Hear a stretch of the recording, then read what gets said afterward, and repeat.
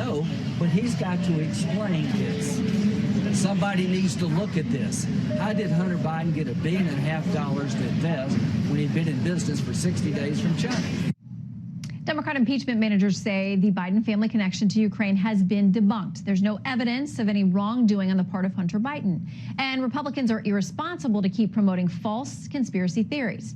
Senator Lindsey Graham calling them out, saying when and where have those allegations actually been debunked. So let's turn to Peter Schweizer, who's got a brand new book out called Profiles in Corruption, Abuse of Power by America's Progressive Elite. Good to have you with us. Great to be here. I have to note, though, the claim that that Senator Graham just made there was something that I think it was PolitiFact. I could look at my notes here. But one of the major fact-checking organizations has said this idea that Hunter Biden got $1.5 billion is not factual. Well, he didn't get $1.5 billion, but he was put on the board of directors of an investment fund financed by the Chinese government. And this is the pattern you see with Hunter Biden. He had no background in China. He had no background in private equity. And the question is, why did he get that job?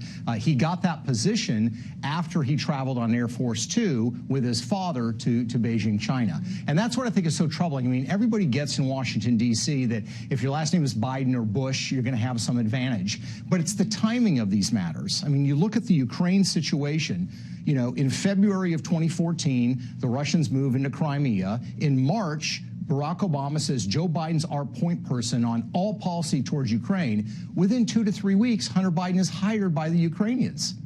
Those have to be connected. So when we are told that this has been debunked, because we hear that all the time, if you bring it up, people will say there's nothing factual about that. And you're besmirching somebody who, yes, maybe traded on their last name, but like you said, it's common in Washington. There was nothing nefarious or criminal there. Well, I don't know if there's anything criminal. I mean, there's a lot of things in Washington, D.C., as we both know, that are corrupt, but not necessarily criminal. I think the question is, what was Hunter Biden being paid for? They were not just throwing money at him. They wanted something in return. He got $3 million, basically $1 million a year from Ukrainians. They were getting paid something. The question is what?